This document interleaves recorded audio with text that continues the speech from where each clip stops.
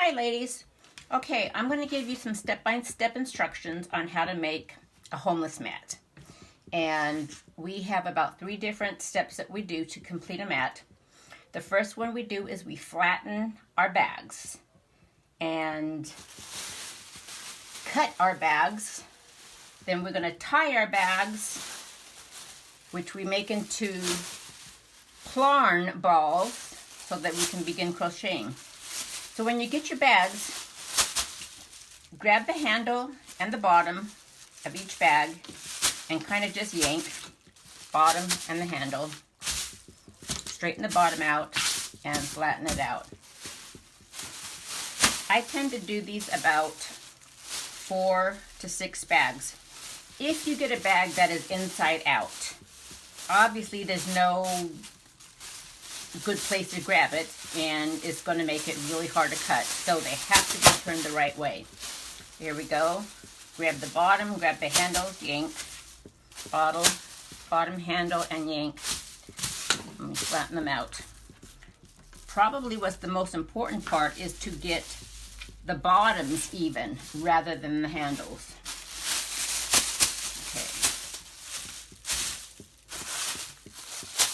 Okay. Yank the bottom, flatten.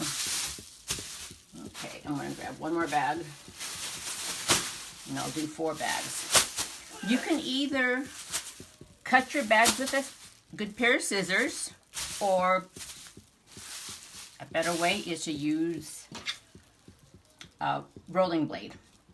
They're fairly cheap, that you can get at any hobby store, Hobby Lobby, Joann's, Michael's. And there's always 40% off coupons. Okay, the next thing I'm going to do is fold my bags in half. And probably even better is to fold them in half again. Flatten them out. I am going to now cut off the handles. One good swipe. Now we're going to cut this bag in half again. We're going to cut this part in half and this part in half. This way your bag is cut into quarters, which comes out to be about 3 inches. So don't do fifths or sixths. Quarters is what we need. About 3 inches. Okay, so let me do that again. This bag obviously is trash. Okay. Handle the bottom, yank. Handle the bottom, yank. Okay, flatten. You got that technique down.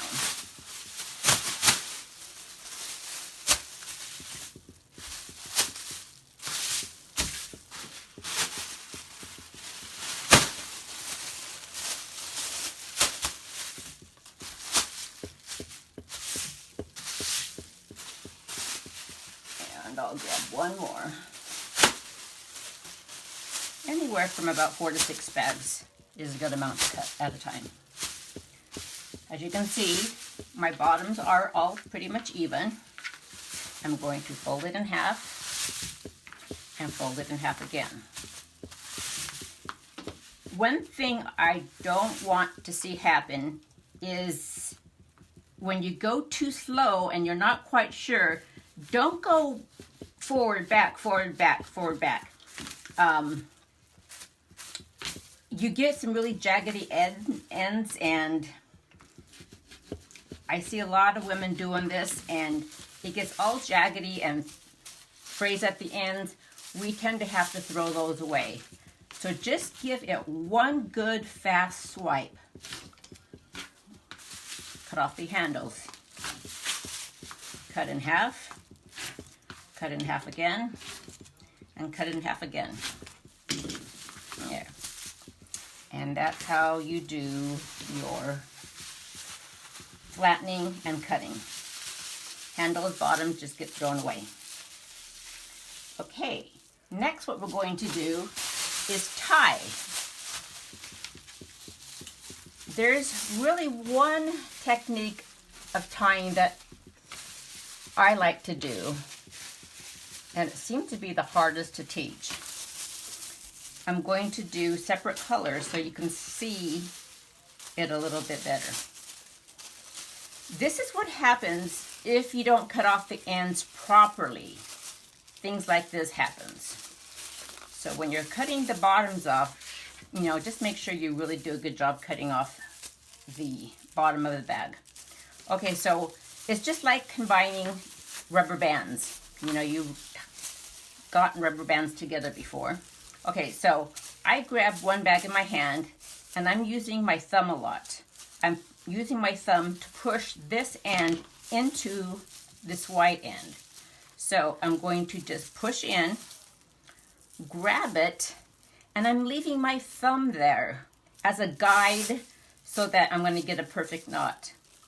Then I take it out, and I then pull together, and I got the perfect little knot. Okay, I'm going to grab this knot here and here so it's nice and even. Here's my little hole. I'm pushing this white bag into the brown loop with my thumb. I'm grabbing the white bag off of my thumb, and I'm pulling. The whole time my thumb is still in there. When I take out my thumb, I grab this knot down here and I pull it up here. This way I can determine if I need to pull the white bag more on one end versus the other end so that these two ends are perfect. Okay, we don't want it to be where it's like that. This happens a lot, and then the crocheters have to constantly try to undo each knot individually to make both of these ends even. Okay, I'm going to grab the brown one now. Putting the brown one in through the white loop. Thumb there.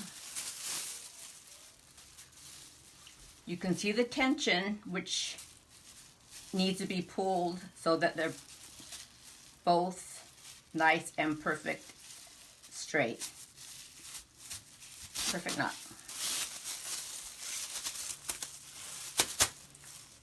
Make my loop. Got this white one. Stick the white one in the hole. Push it through. Done.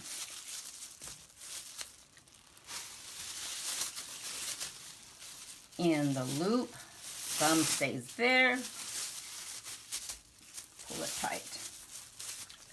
Not too tight or it will break, which is why I like them cut in 3 inches.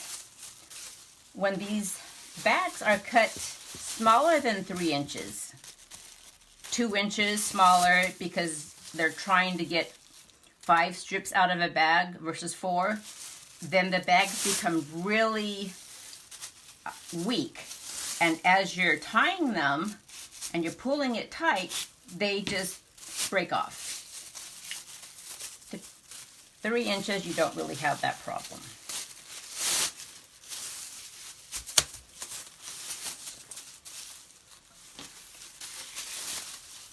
In the loop with your thumb, take the thumb out, pull.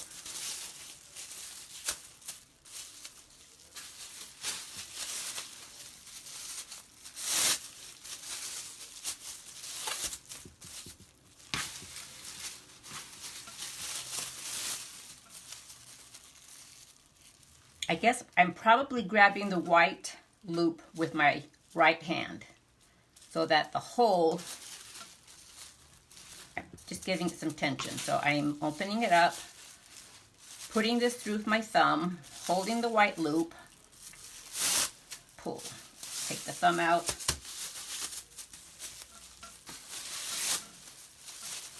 As you can see, the bottom of the bag didn't get cut good enough. So when that happens, we pretty much just end up throwing it away.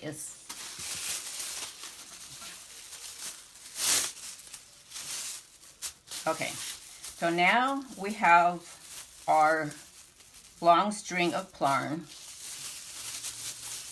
We make a ball. I'm using my right hand to make the ball. This way, instead of doing it with my left hand, this all gets tangled up and turned around and becomes really hard to crochet. So I just grab it and I do all the work with my right hand. My right hand is doing the work.